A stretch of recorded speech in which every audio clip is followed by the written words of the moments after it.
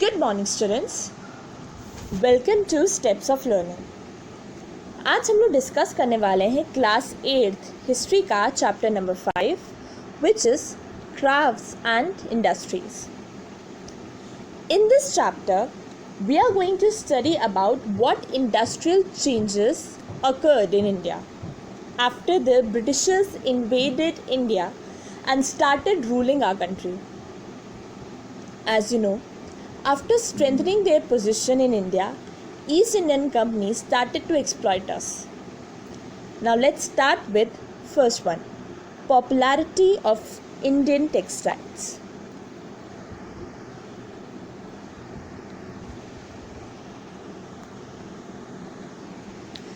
Popularity of Indian textiles. Britishers के आने से पहले इंडिया की इकॉनमी बहुत अच्छी थी.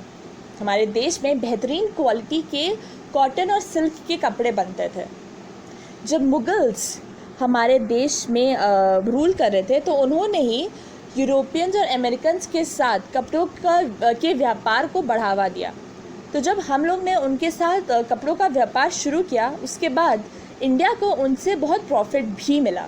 So this was one of the profitable market. मतलब हमारा इंडिया का इंग्लैंड से trading was profitable for India. Now the next is decline of Indian textiles. जब हमारे इतनी पॉपुलैरिटी मिल रही थी भारत के कपड़ों को विदेश में, तो फिर हमारे इंडियन टेक्सटाइल्स का डिक्लाइन क्यों हुआ? What was the reason? So let's study about this. Indian textile की पॉपुलैरिटी दुनिया भर में तो थी, लेकिन हमारी जो टेक्सटाइल इंडस्ट्रीज़ थी वो फंडामेंटली इतनी स्ट्रॉन्ग नहीं थी, जिसकी वजह से डिमांड कम होने लगे, जिसकी वजह से हमारे जो ट्रेडिशनल वीवर्स स्पिनर्स थे वो अपना मतलब कि जो ट्रेडिशनल काम है उसको छोड़ने लगे. इसके भी बहुत सारे रीज़न्स थे. तो सबसे पहला जो रीज़न था वो है द अपरोर इन इंग्लैंड. ये तो सबसे पहले हम इसको समझते हैं. इंग्लैंड में इंडियन टेक्सटाइल्स की बहुत डिमांड थी.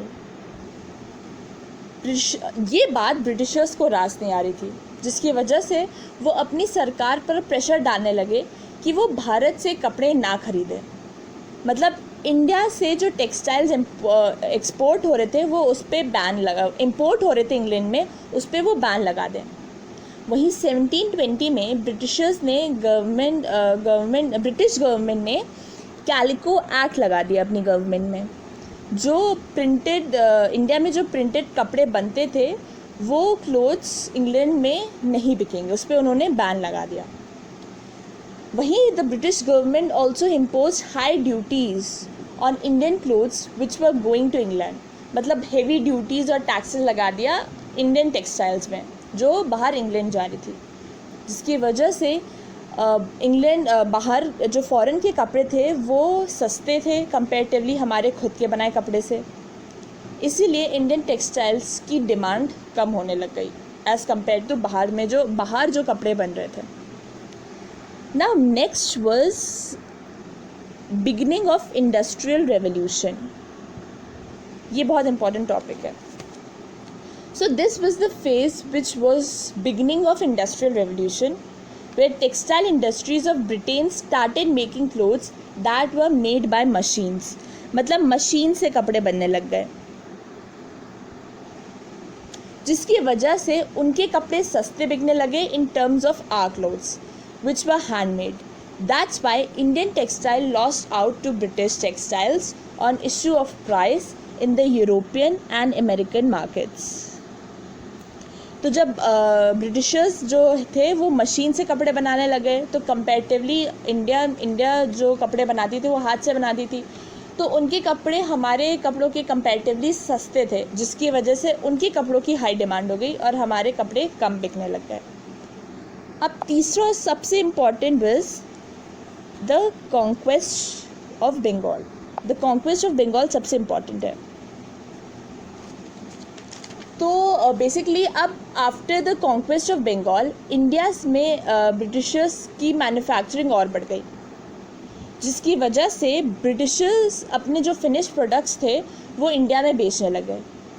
मतलब पहले जहाँ हम कपड़े बाहर एक्सपोर्ट करते थे, अब हम उनके कपड़े इंपोर्ट करने लगे, मतलब उनके कपड़े हम लोग ख़रीदने लग गए। ब्रिटिशर्स ने वन वे फ्री ट्रेड शुरू कर दिया। ब्रिटिशर्स ने इंडिया में वन वे फ्री ट्रेड शुरू कर दिया, ये यहाँ पर लिखा है।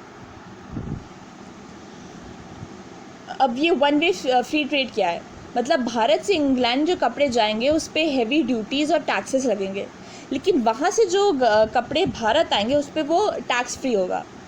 इवेंचुअली हमारी जो टेक्सटाइल्स थी वो और डिक्लाइन होने लग गई, क्योंकि अब और हमारे कोई कपड़े नहीं खरीदा। हमारे कपड़े वैसे ही महंगे बाहर बिकते थे और उनके लोकली कपड़े सस्ते बिकते थे, तो लोग उनके कपड़े खरीदने लग गए। अब भारत में भी जो कपड़े आते थे उनके कपड़े वो फ्री थे, और हमारी जो इंडियन टेक्सटाइल थी उसमें बहुत हेवी ड्यूटीज़ और टैक्सेस लग गए, जिसकी वजह से और डिक्लाइन हो गया।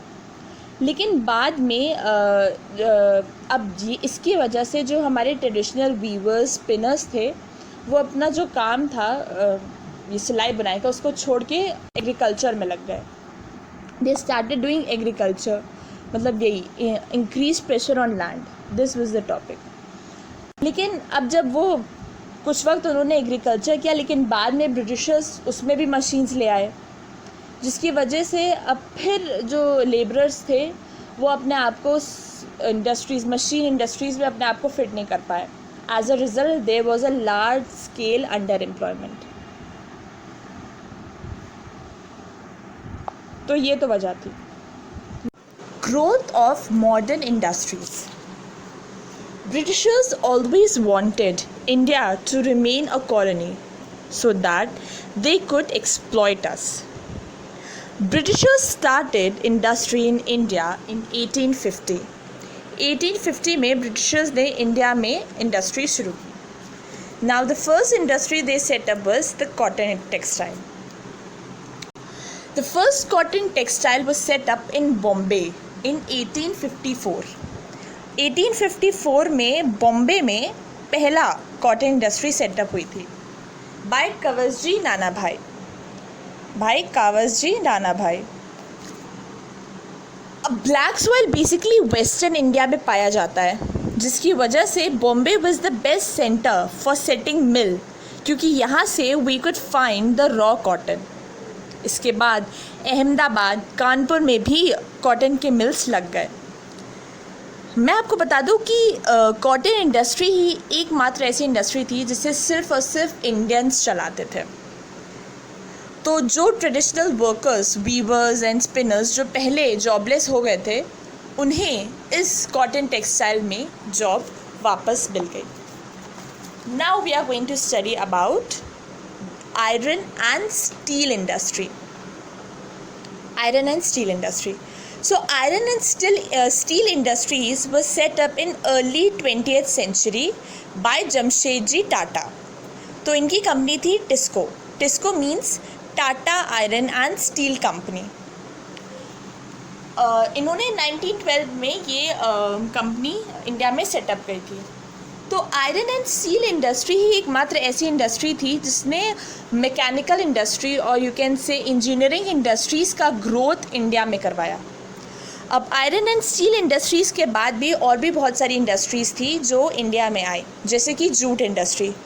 तो जो जूट इंडस्ट्री थी वो बंगाल में बनी थी। तो ये जो इंडस्ट्री थी ये बेसिकली पूरी तरीके से ओन करी हुई थी ब्रिटिशर्स से। ब्रिटिशर्स इसे पूरी तरीके से ओन करते थे। इसके बाद कोल माइनिंग भी इंडिया में शुरू हुआ इन मिड 19th सेंचुरी। जो कोल माइंस पर जो स्टैब्लिश हुए थे वो बिहार, बंगाल और उड़ीसा में हुए थे, जो सप्लाई करते थे coal for the railway purpose और अदर इंडस्ट्रीज़ में। Specially smelting of iron ore में भी ये कोल इंडस्ट्रीज़ यूज़ होती थी। और भी बहुत सारी इंडस्ट्रीज़ थी जो इंडिया में सेटअप हुई थी, जैसे paper industry, sugar industry, cement industry, glass industries. तो इसी के बाद से इंडिया में इंडस्ट्रीज़ का सेटअप शुरू हो गया। So this was all from this chapter crafts and industries. I hope आपको ये चैप्टर समझ में आया होगा। अगर आपको ये चैप्टर समझ में आया तो प्लीज़ इस वीडियो को लाइक कीजिए और इस वीडियो को जितना भी हो सके शेयर कीजिए। और अगर आपने अभी तक मेरे चैनल को सब्सक्राइब नहीं किया है तो प्लीज़ इस चैनल को सब्सक्राइब कर दीजिए। Thank you so much.